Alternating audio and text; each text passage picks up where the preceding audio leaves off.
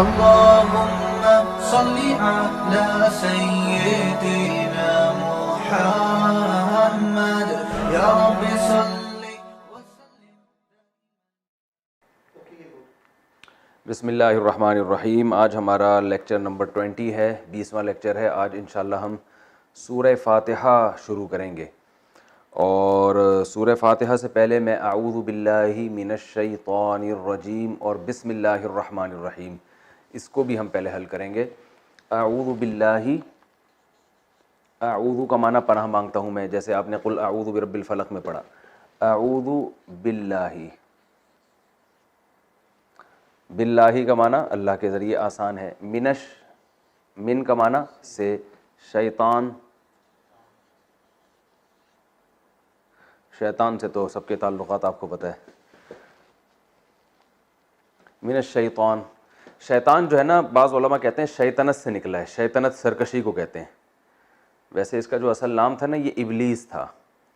تو حرکتوں کی وجہ سے جو لقب ملا ہے اس کو، وہ شیطان کا لقب ملا ہے. ٹھیک ہے نا، لوگوں کو لقب ملتا ہے نا مختلف قسم کے، تو ابلیس کو جو لقب ملا وہ کیا ملا؟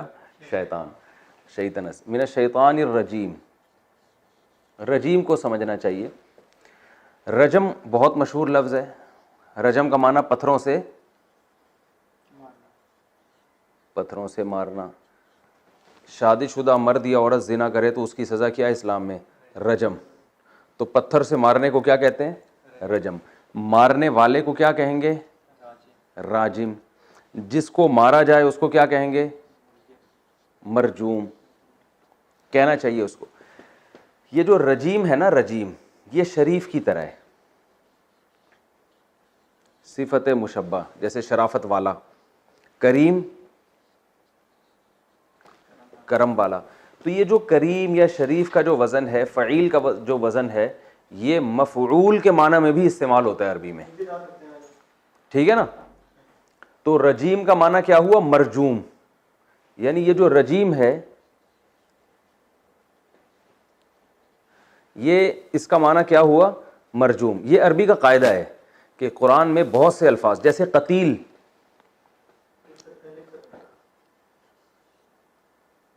قتیل مقتول کو بھی کہتے ہیں.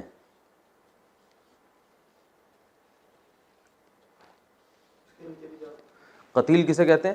مقتول، اس کو بھی کہتے ہیں. تو رجیم بمعنی مرجوم. مرجوم جس کو پتھر سے مارا جائے.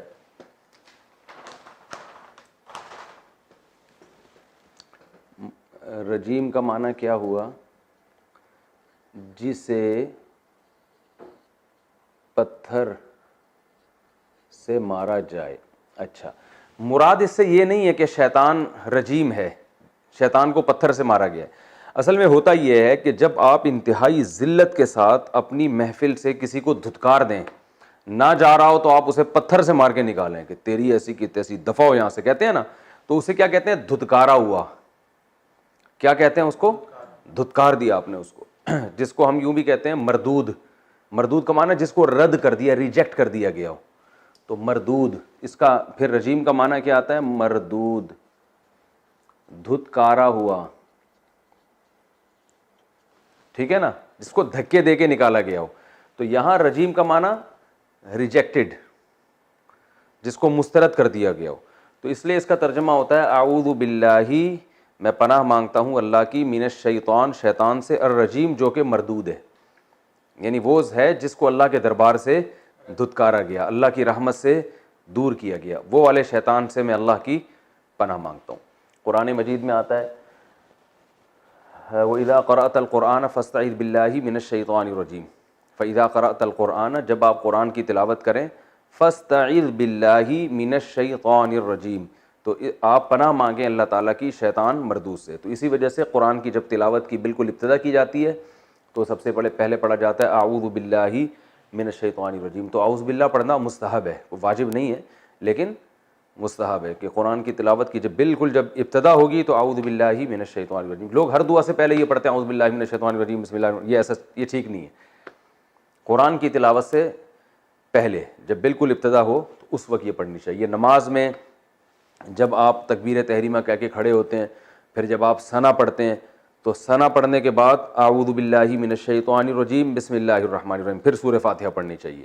پھر جب آپ نئی سورت شروع کریں گے تو صرف بسم اللہ الرحمن الرحیم، اگلی رکعت میں جب سورہ فاتحہ شروع کریں گے تو صرف بسم اللہ الرحمن الرحیم، کیونکہ قرآن کی تلاوت کی ابتدا تو آپ پہلی رکعت میں کر چکے ہیں، لہذا اب دوبارہ بار بار اعوذ باللہ ریپیٹ کرنے کی ضرورت نہیں۔ اگلی ہے بسم اللہ الرحمن الرحیم۔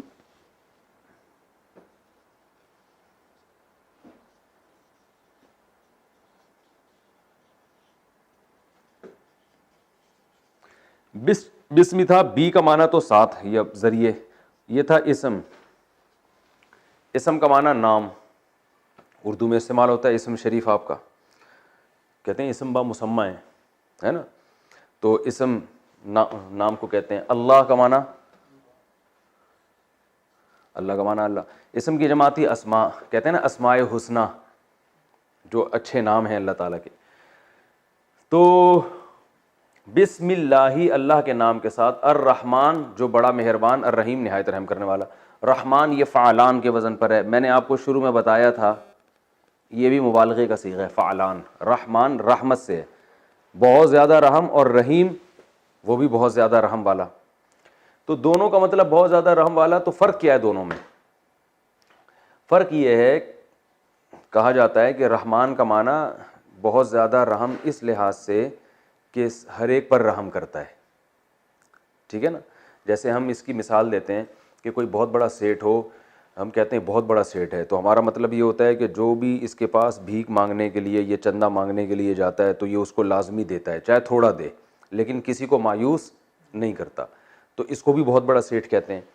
اور اس کو بھی کہتے ہیں کہ ہر ایک کو تو نہیں دیتا، لیکن جس کو دیتا ہے اس کو بہت زیادہ دیتا ہے۔ تو رحمان کا مطلب ہر ایک پر رحمت کرنے والا، اس لحاظ سے بہت بڑا، اور رحیم کا مطلب رحم بہت زیادہ کرنے والا، اس لحاظ سے بہت بڑا، یعنی بہت بڑا رحمت والا ہے۔ تو رحمان ہر ایک پر، یعنی اس سے یاد رکھیں رحمان ایسے پھیلا ہوا لفظ ہے نا، تو یعنی ہر ایک پر رحم کر رہا ہے، ہر انسان پر، ہر جانور پر، ہر مخلوق پر۔ اور رحیم کا مطلب رحم بھی تھوڑا نہیں بلکہ بہت زیادہ۔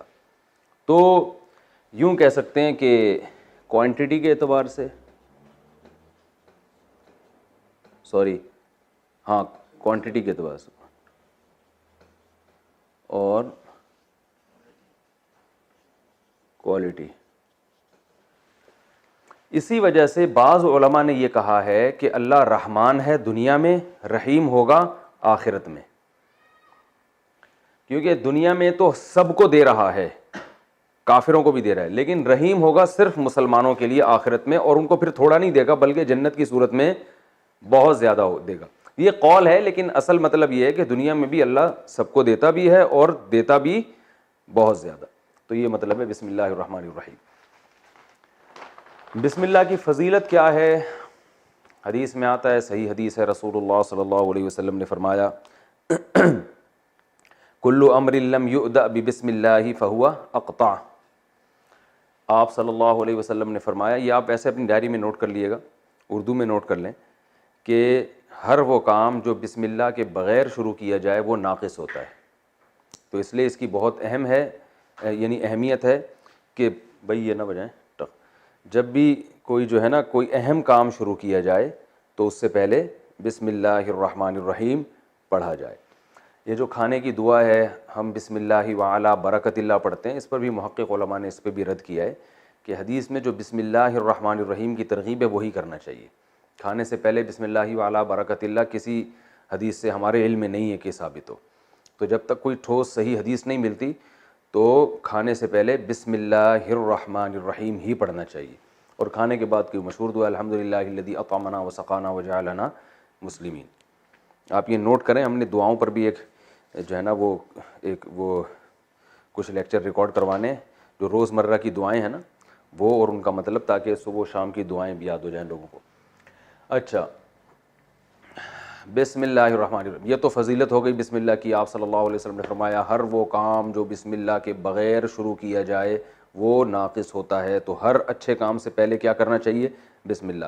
اسی طرح یاد رکھیں، ایک سنت یہ بھی ہے کہ جب بھی کوئی تحریر لکھی جائے، اہم تحریر ہو، اس تحریر میں بھی شروع میں بسم اللہ الرحمن الرحیم لکھا جائے. لوگ کیا کرتے ہیں, ایک یا تو 786 لکھ دیتے ہیں, وہ بھی ٹھیک نہیں ہے, اور بعض لوگ کہتے ہیں ہم بسم اللہ اس لیے نہیں رکھتے کہ کہیں یہ کاغذ زمین پہ نہ گر جائے اور اس کی بے ادبی نہ ہو. تو یہ غلط ہے, کاغذ کو زمین پہ نہیں گرانا چاہیے, بے ادبی نہیں کرنی چاہیے, لیکن اس ڈر سے بسم اللہ لکھنا ہی چھوڑ دینا یہ بھی غلط ہے. تو آپ جب بھی کوئی اہم تحریر لکھیں, کسی کو خط لکھیں, کوئی رسالہ لکھیں, تو اس میں شروع میں کیا لکھنا چاہیے, بسم اللہ الرحمن الرحیم. اور بسم اللہ ذرا اچھے خط میں سیکھنی چاہیے, لوگ پتہ نہیں کہ یوں یوں کر کے بنا دیتے ہیں عجیب سی. بسم اللہ کی پریکٹس کریں. دوبارہ اس پہ ایک تو یہ قلم پھسلتا ہے, میری رائٹنگ اتنی گندی ہے نہیں جتنی اس میں لکھی جا رہی ہے.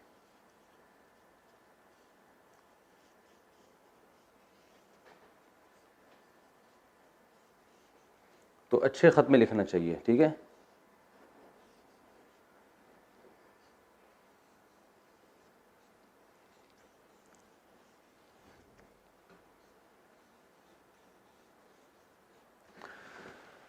اس پہ یہ جو ہے نا مارکر پھسلتا ہے, لیکن آپ اس کی پریکٹس کریں, تھوڑا اچھے خوبصورت انداز میں لکھنی چاہیے.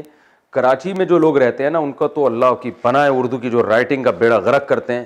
پنجاب کے لوگ پھر بھی اردو کی رائٹنگ, ان کی عربی اردو کی اچھی رائٹنگ ہے. خیر اپنے بچوں کو سکھانا چاہیے رائٹنگ. تو اچھا, اس میں ایک اہم بات یہ ہے کہ یہ کلمہ اسلام کے شعائر میں سے ہے. ہر قوم میں کچھ کلمات ہوتے ہیں نا جو ان کے وہ مخصوص وقت میں وہ لوگ وہ کلمات کا استعمال کرتے ہیں. تو اسلام میں یہ بسم اللہ ایک اس کی علامت ہے کہ یہ, یعنی آپ بات بات پہ بسم اللہ کہتے ہیں, یہ اس کی علامت ہے کہ آپ مسلم ہیں. ایسی چیز کو شاعر کہا جاتا ہے, یعنی ایک مخصوص علامت جسے دیکھ کے پتہ چل جائے کہ یہ کیا ہے, مسلم ہے. اب آپ یہ دیکھیں کہ اللہ تعالیٰ نے ہمیں جو نام بتایا اپنا کہ جب بھی کوئی کام کرو بسم اللہ پڑھا کرو, تو اللہ کے نام سے شروع کیا کرو. یہاں تک تو سمجھ میں آتا ہے کیونکہ اللہ سب سے بڑا ہے. لیکن آگے اللہ کی جو صفات بیان کی جا رہی ہیں ان میں تو اللہ کے بہت ساری صفات ہیں. 99 نام تو قرآن مجید میں ہیں, ٹھیک ہے نا. غفار ہے, عزیز ذو انتقام ہے, وہ ہے نا الرحمن الرحیم الملک القدوس السلام المؤمن المہیمن العزیز الجبار المتکبر. تو یہ سارے اللہ کے جو نام ہیں, تو ان ناموں میں سے رحمان اور رحیم کو سلیکٹ کیا گیا ہے. اس میں کیا حکمت ہے بھائی؟ یہ بھی تو ہو سکتا تھا بسم اللہ الغفار, بسم اللہ عزیز العزیز ذو انتقام, ایسا بھی ہو سکتا تھا, یا بسم اللہ القہار. تو اللہ نے الرحمن اور رحیم کو سلیکٹ کیا ہے کہ میرے نام کے ساتھ یہ دو صفات بہت کثرت سے استعمال ہوں. تو اللہ نے اپنی انتقام والی صفت کو ہائی لائٹ نہیں کیا, بلکہ رحمان اور رحیم والی صفت کو ہائی لائٹ کیا, یہ بتانے کے لیے کہ میں اصل میں رحمان ہوں. جیسے قرآن میں آتا ہے قل لعبادی انی انا الغفور الرحیم, میرے بندوں سے کہہ دیں کہ میں غفور اور رحیم ہوں, وان عذابی هو العذاب العلیم, اور میرا عذاب دردناک ہے. یعنی اللہ یہ نہیں کہہ رہے کہ میرے بندوں سے کہہ دیں کہ میری رحمت تو بہت ہے اور میرا عذاب بھی سخت ہے. نہ نہ نہ, جب اپنے آپ کو رحمت والا کہنے کی باری آئی تو یہ نہیں کہا میری رحمت بڑی ہے, بلکہ کہا میں خود رحیم ہوں. لیکن جب عذاب کی باری آئی تو یہ نہیں کہا کہ میں دردناک ہوں, بلکہ میرا عذاب دردناک ہے. تو تکلیف دہ چیز کی نسبت عذاب کی طرف کی ہے اور رحمت کی نسبت ڈائریکٹ اپنی طرف کی. اس کی مثال ایسے ہے جیسے میں یہ کہوں یار میں بڑا سخی ہوں, جب دیتا ہوں تو میں بہت زیادہ پیسے دیتا ہوں, اور جب میں ٹھکائی لگاتا ہوں تو ٹھکائی بھی بہت زیادہ لگاتا ہوں. تو بات برابر ہو جاتی نا کہ یار پیسے بھی زیادہ دیتا ہوں اور ٹھکائی بھی زیادہ لگاتا ہوں. لیکن میں انداز کے اختیار کروں یار میں بہت سخی ہوں لیکن ٹھکائی بھی بہت لگاتا ہوں, تو سخی کے اپوزٹ لانا چاہیے تھا نا یہاں, میں بہت سخی بھی ہوں بہت سخت طبیعت کا بھی ہوں, یوں کہنا چاہیے نا. لیکن جب سزا کی باری آتی ہے تو اللہ نے اپنی طرف نسبت نہیں کی, بلکہ یوں کہہ دیا کہ میرا عذاب سخت ہے, حالانکہ وہ بھی تو اللہ ہی کا عذاب ہے نا. لیکن جب رحمت کی باری آئی تو یہ نہیں کہا میری رحمت بہت بڑی ہے, نہ نہ نہ, بلکہ یوں کہا کہ میں ہی رحیم ہوں, میں ہی رحمت والا ہوں. تو اس سے پتہ چلتا ہے کہ اللہ کی جو اصل صفت ہے وہ بندوں پر رحم کرنا ہی ہے, اور جس کی جو صفت ہوتی ہے نا تو وہ اس صفت کے اظہار کے لیے کوئی ریزن نہیں چاہیے ہوتی اس کو. جیسے جو آدمی رحم دل ہوگا تو وہ ویسے ہی لوگوں کو کھلاتا رہے گا, لوگوں پہ خرچ کرتا رہے گا, لیکن جب سزا دے گا تو کوئی ریزن ہوگی تو سزا دے گا, ورنہ نہیں دے گا. جبکہ ظالم بادشاہ کیا کرتے ہیں, کوئی ریزن نہیں بھی ہوتی تو ظلم کرتے ہیں, بلا وجہ لوگوں کو مسائل میں ڈال دیتے ہیں, اور کوئی ریزن ہوتی ہے تو حسن اچھا سلوک بھی کر لیتے ہیں. یعنی اچھے سلوک کے لیے ان کو ریزن چاہیے ہوتی ہے, برے سلوک کے لیے ریزن نہیں چاہیے ہوتی. تو اللہ فرماتے ہیں کہ مجھے رحمت کے لیے ریزن نہیں چاہیے, لیکن سزا جب دوں گا تو کوئی وجہ ہوگی, اس کی کوئی وجہ ہوگی, یہ بتانا مقصد ہے. تو اس لیے اللہ نے اپنی رحمت والی صفات کو ذکر کیا, انتقام والی صفات کا ذکر یہ اس لیے نہیں کیا, یہ بتانے کے لیے کہ اصل میں ایسا ہوں, سزا کسی وجہ سے ہوتی ہے, وہ میری چاہت نہیں ہے کہ میں لوگوں کو سزائیں دوں, چاہت میری یہی ہے کہ رحمت. تو انسان ہر شخص اپنی چاہت پر عمل کرتا ہے نا, تو اللہ بھی اپنی ذات میں یہ رحمت اللہ کی ذات کا حصہ ہے, لہذا اللہ اصل رحمت کرتے ہیں اور اس پہ خوش ہوتے ہیں.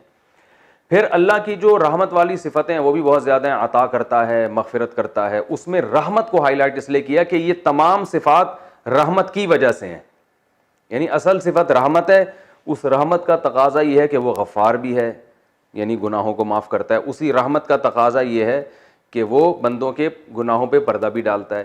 اسی رحمت کا تقاضا ہے کہ وہ وہاب بھی ہے, یعنی اپنے بندوں کو عطا بہت زیادہ کرتا ہے. تو اللہ نے ایسی صفت کا ذکر کیا کہ باقی صفات کو ہائی لائٹ کرنے کی ضرورت نہ رہے, وہ تمام صفات اس رحمت کے اندر خود بخود آ گئی ہیں. البتہ رحمت دو طرح سے ہوتی ہے, بہت زیادہ اور سب پر, تو وہ دونوں طرح کی رحمتوں کا ذکر کر دیا تاکہ ہر طرح کی رحمت کو شامل ہو جائے گی. تو اس سے زیادہ کسی کی تعریف زبان سے ممکن ہے نہیں, تو اس لیے اللہ نے اپنی ان دو صفات کو ذکر کیا. تبھی سورہ بنی اسرائیل میں آتا ہے قل ادعوا اللہ او ادعوا الرحمن, تم اللہ کو پکارو یا رحمان کو پکارو, ایک ہی بات ہے اللہ کی نظر میں, ٹھیک ہے نا. تو اللہ کو رحمان والا نام اپنا زیادہ پسند ہے. تو بسم اللہ الرحمن الرحیم یہ بھی ہو گیا. اب ہم شروع کرتے ہیں سورہ فاتحہ. ہاں حدیث میں آتا ہے کہ جب اللہ تعالیٰ نے اس کائنات کو بنانے کا ارادہ کیا نا, تو تقدیر بنائی, تو جو چیز سب سے پہلے بنائی وہ قلم تھا جس سے اللہ نے تقدیر لکھی ہے. اور اس قلم سے جو سب سے پہلا لفظ لکھا گیا ہے وہ ہے کہ سبقت رحمتی علی غضبی, کہ میری رحمت میرے غصے پر غالب رہے گی. تو یہ جیسے ہوتا ہے نا پاکستان کا دستور بن رہا ہے, تو اب جتنے بھی لاز بنیں گے اس دستور کے تحت بنیں گے. تو اس لیے اللہ نے جب کائنات کو بنایا گویا ایک ملک وجود میں آیا ہے, تو جب ملک وجود میں آیا تو اس کا دستور لکھا جا رہا ہے. تو دستور میں پہلی شیخی یہ ڈال دی اللہ تعالیٰ نے کہ میری رحمت میرے غصے پر غالب رہے گی, لہذا اب جو کچھ لکھا جائے گا تقدیر میں وہ اسی قانون کے تحت لکھا جائے گا. اللہ تعالیٰ ہم سب کو اپنی رحمت کا مستحق بنائے. آگے چلتے ہیں. الحمدللہ رب العالمین. سورہ فاتحہ, اس کی میں فضائل اور تفسیر تو بعد میں کروں گا, پہلے گرامر کے لحاظ سے ہم سورہ فاتحہ کو حل کریں گے. اچھا, بعض لوگوں کا مشورہ یہ ہے کہ پہلے ہم تفسیر پڑھ لیا کریں اور پھر گرامر کے لحاظ سے بعد میں حل کیا کریں, کیونکہ بہت سے لوگ گرامر میں انٹرسٹڈ نہیں ہیں, وہ چاہتے ہیں ہمیں تفسیر پتہ چلے.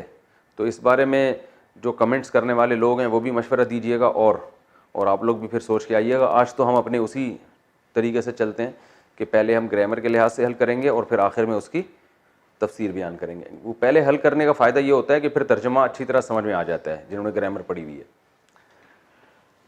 الحمدللہ رب العالمین. اب یہ اتنا آسان ہو گیا ہے آپ لوگوں کے لیے کہ آپ لوگوں کو اس کا ترجمہ کرنے کی ضرورت نہیں ہے. الحمد, حمد کہتے ہیں تعریف کو, ہم کہتے ہیں نا حمد و نعت, حمد اللہ کی تعریف کو. للہ, اللہ کے لیے. رب, پالنے والا. رب کس سے نکلا یہ بھی ذہن میں رکھیں. رب اصل میں را با ہے, تشدید با پہ. جب بھی تشدید ہوتی ہے اس کا مطلب یہ دو لفظ ہیں, یہ اصل میں دو لفظ ہیں. اردو میں لفظ آپ نے سنا ہے نا تربیت, اردو میں لفظ ہے نا تربیت, تو یہ یوں سمجھ لیں کہ یہ وہی ہے. اور تربیت کسے کہتے ہیں؟ ٹریننگ, کسی کو آہستہ آہستہ ترقی تک پہنچانا, ایک اسٹیپ تک پہنچانا. ٹریننگ جانوروں کو بھی دی جاتی ہے, آپ نے طے کیا ہوتا ہے اس کو میں نے یہاں تک سکھانا ہے, تو آپ وہاں اس کو ٹرین کرتے ہیں. تو تربیت کا معنی ہے پالنا. ٹریننگ میں تو ایک خاص چیز میں ٹریننگ دی جاتی ہے نا, تربیت کا مفہوم تھوڑا اور وسیع ہو گیا کہ کسی بھی چیز کو ہر لحاظ سے آہستہ آہستہ ترقی دے کر اس کی انتہا تک پہنچانا. جیسے ماں باپ بچوں کی تربیت کرتے ہیں باقاعدہ, روحانی لحاظ سے بھی اور جسمانی لحاظ سے بھی پالتے ہیں ان کو. اور جو ہے ٹیچر بھی بچوں کی تربیت کرتے ہیں، تو اسی طرح اللہ بھی کیا ہے؟ پالنے والا ہے، اس میں جسمانی لحاظ سے بھی اور روحانی لحاظ سے بھی. تو اس کا لفظی ترجمہ ہوگا پالنے والا. جو سب سے اچھا لفظ ہے نا اس کے لیے وہ کیا ہے؟ پالنے والا. رب مالک کو بھی کہتے ہیں رب المال کا لفظ سنا ہوگا آپ نے. جب بزنس میں نا رب المال، یہ جو بینکنگ میں آج کل وہ ہو رہی ہے نا، تجارت ہو رہی ہے، مضاربہ، اس میں ایک رب المال ہوتا ہے. رب المال جو انویسٹر ہوتا ہے اس کو کہا جاتا ہے. یعنی انویسٹر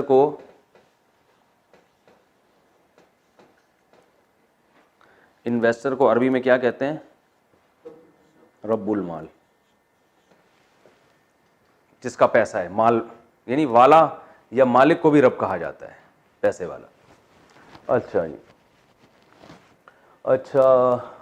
الحمدللہ رب العالمین. عالمین جمع ہے عالم کی. عالم کس سے نکلا ہے؟ علم سے. عالم کہتے ہیں جہاں کو. جہاں کا معنی ویئر نہیں، وہ والا جہاں نہیں، جہاں کا مطلب نور جہاں یعنی اس کائنات کا نور. جہاں یعنی کائنات تو نہیں کہہ سکتے اس کو، عالم انگلش میں کیا کہیں گے اس کو؟ ورلڈ کہہ سکتے ہیں آپ، پوری دنیا. لیکن ایک جہاں، ورلڈ تو اس دنیا کو کہتے ہیں نا، یونیورس تو پھر پوری کائنات آ جاتی ہے اس میں.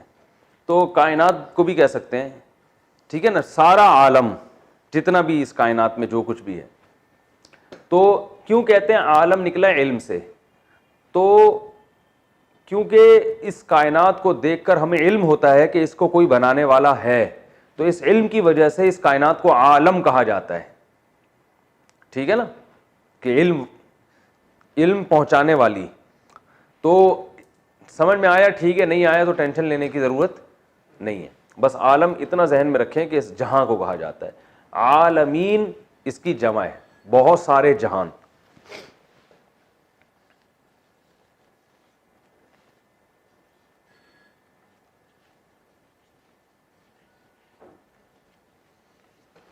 بہت سارے جہاں، بہت سے جہاں. ٹھیک ہے. تو تمام تعریفیں اللہ کے لیے ہیں جو تمام جہانوں کا مالک ہے. یوں کہا جاتا ہے تمام جہانوں کا مالک. تمام جہان کیوں کہے گئے یہ پھر ہم تفسیر میں. الحمدللہ رب العالمین. الرحمن الرحیم آسان ہے، یہ گزر چکا ہے. بڑا مہربان، نہایت رحم کرنے والا. مالکی، میم پہ کھڑا زبر ہے. عربی میں میم الف ما لکھ دو یا میم پہ کھڑا زبر ڈال دو، ایک ہی بات ہوتی ہے. ٹھیک ہے نا. مالکی یوم، یوم کا معنی دن.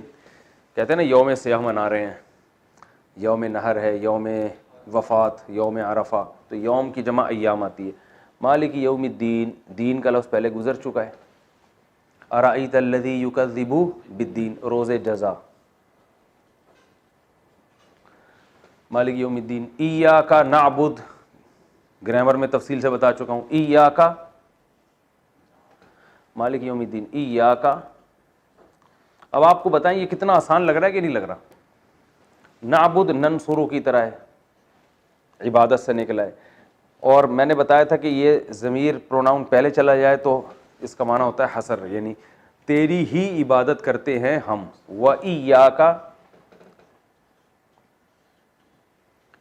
نستعین. نستعین اصل میں تھا نستعینو، نستخرجو کی طرح.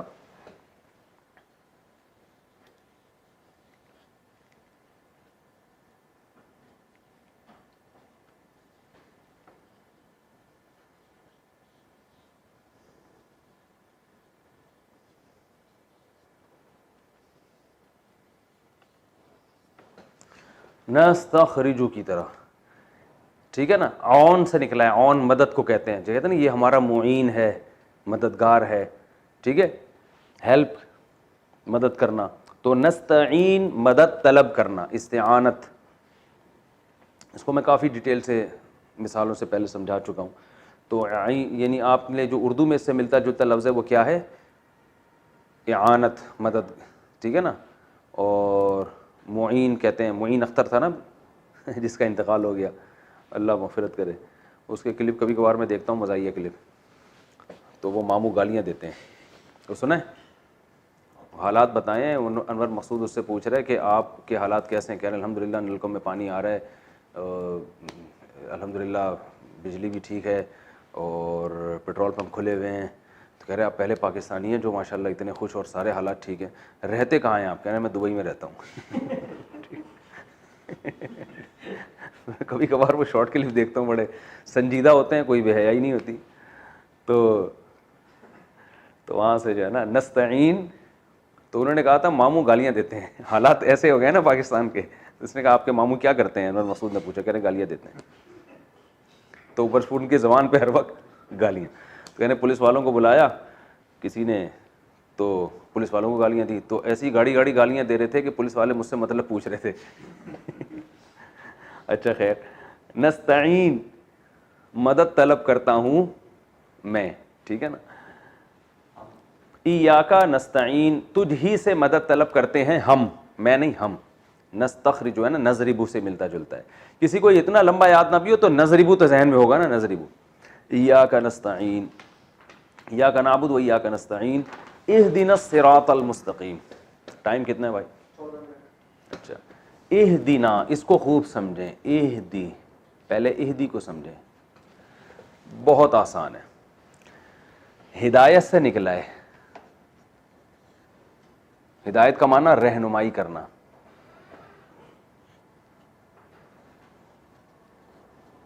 گائیڈ کرنا, گائیڈنس. اسپیلنگ بتا دیں, GUIDE, گائیڈنس, رہنمائی. ہدایت سے نکلا ہے. ماضی آتا ہے ہدایا, جیسے ضربا. مضارع آتا ہے یہدیو, لائک, ٹھیک ہے, یضربو, جیسے یضربو. تو اب میں نے بتایا تھا یہدیو سے امر کیسے بنے گا. اصل میں بنتا ہے تہدیو سے, یہ ذہن میں رکھیں. تہدیو سے امر کیسے بنے گا؟ پہلا حرف گرایا, دیو, ٹھیک ہے نا. آخر کو ساکن کیا, لیکن آخر میں یا آ رہا ہے نا, حروف گڑبڑی ہے, تو امر بناتے ہوئے نا اس کو ساکن کے بجائے غائب ہی کر دیتے ہیں کہ کیا تکلف. تو بن گیا. اب پہلا حرف ساکن ہے تو شروع میں حمزہ لے, اہدی. اب یہ آرڈر ہے نا, ہدایا اس نے رہنمائی کی گزرے ہوئے زمانے میں, یہدیو وہ رہنمائی کرتا ہے, اہدی تو رہنمائی کر, اہدی نا ہماری ہے نا, ضربا نا, میں نے بتایا تھا نا, ضربا ہو, ضربہما, ضربہم, ضربہا, ضربہما, ضربہن, ضربک, ضربکما, ضربکم, ضربکی, ضربکما, ضربکن, ضربنی, ضربا نا, ضربا اس نے مارا, نا ہم سب کو. تو اہدی ہدایت دے تو, نا ہم سب کو. اہدینا الصراط ہمیں ہدایت دے, صراط کی, راستے کی. صراط کسے کہتے ہیں؟ راستہ. اردو میں استعمال ہوتا ہے پل, صراط کہتے ہیں نا. عجیب لفظ ہے, پل کا معنی بھی راستہ, صراط کا معنی بھی راستہ. اردو میں عجیب سا بنا دیا اس کو, پل صراط. یا تو پل بولیں یا صراط بولیں. تو اہدنا الصراط تو ہمیں دکھا راستہ, اہدنا الصراط المستقیم.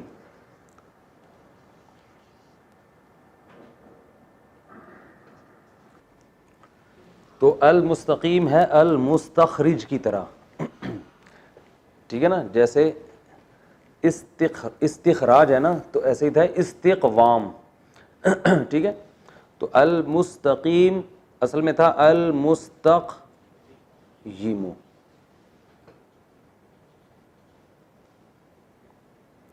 مستقیم, مستخرجو کی طرح.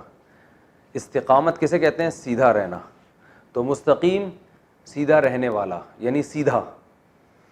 یہ اتنی ٹیکنیکل بحث سمجھ میں نہیں آتی, تو بھائی مستقیم, صراط مستقیم کسے کہتے ہیں؟ اردو میں کامن ہے, خط مستقیم ہوتا ہے نا, تو سیدھے کو کہتے ہیں, سیدھا سیدھا. آپ کو یہ اتنی گرامر کی پیچیدگی معلوم نہ بھی ہو تو بس کسے کہتے ہیں؟ سیدھے کو, سیدھا, سیدھا.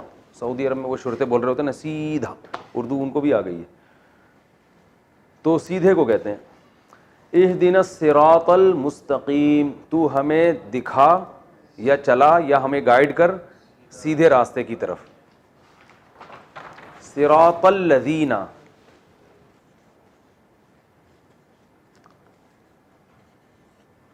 ان لوگوں کا راستہ, وہ جو کہ ہے نا الذین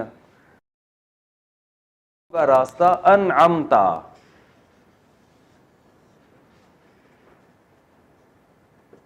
انعمتا جیسے اکرمتا, بتایا تھا نا, اکرمتا, اکرما, اکرما, اکرمو, اکرمت, اکرمتا, اکرمنا, اکرمتا, اکرمتم, اکرمتم, اکرمتم, اکرمتا اکرام کیا تو نے, انعمتا انعام کیا تو نے. بہت آسان.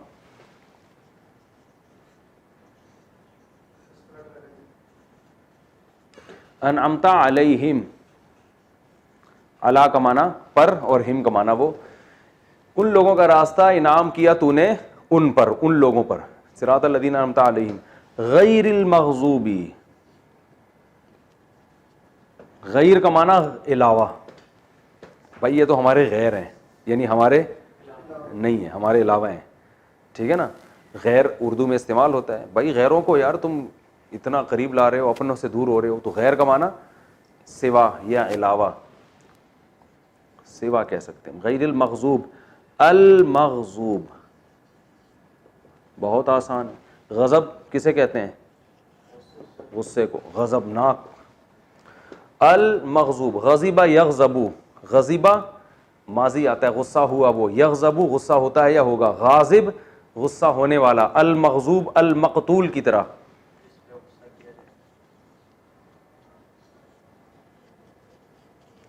وہ جس پہ غصہ کیا جائے, یعنی جس پر غصہ ہو. المغضوبی, وہ کہ غصہ کیا جائے, علیہم ان لوگوں کے اوپر, علی کا معنی پر اور ہم کا معنی ہوں, یعنی غیر المغضوبی علیہم, ان لوگوں پر غصہ کیا گیا ہوا ہو کے علاوہ. یہ لفظی ترجمہ بنے گا, یعنی اے اللہ تو ہمیں سیدھا راستہ دکھا, ان لوگوں کا راستہ کہ تو نے ان پر انعام کیا, سوائے ان لوگوں کے جن پر تیرا غضب ہوا, یعنی جن کے اوپر تیرا غضب کیا گیا ہو, ان لوگوں کے علاوہ کا راستہ. صحیح ہے نا, یہ لفظی ترجمہ ہمارا ہے. ولا الضالین, ولا, ولا کا معنی اور نہیں, ضالین نیچے لکھ سکتا ہوں بھائی. ضالین کا مطلب کہ اصل میں تھا ضاللین, ضاربین کی طرح. ضارب کی جمع کیا آتی ہے؟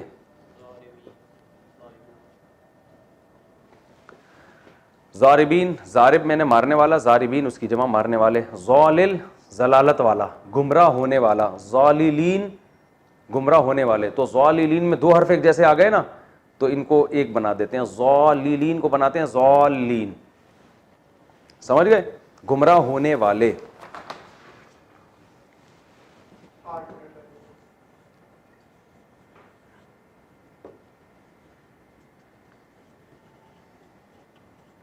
کہتے ہیں نا ضلالت, کیا ضلالت ہے, کیا گمراہی ہے. تو وَلَضَّالِّينَ, ٹھیک ہے. اب ترجمہ دیکھیں دوبارہ. صراط الذین, ان لوگوں کا راستہ, انعمتا انعام کیا تو نے, علیہم ان لوگوں پر, غیر المغضوب علیہم ان لوگوں کا راستے کے علاوہ جن پر تیرا غضب نازل ہوا, ولا اور نہیں, والضالین گمراہوں کا, یعنی گمراہوں کا راستہ بھی نہیں. تو اس کا آسان ترجمہ ہوتا ہے, ہمیں چلا ان لوگوں کے راستے پر جن پر تو نے انعام کیا, نہ کہ ان لوگوں کے راستے پر جن پر تیرا غضب ہوا, اور نہ گمراہوں کے راستے پر. بات سمجھ میں بھائی؟ دوبارہ ترجمہ لکھ دیتا ہوں میں.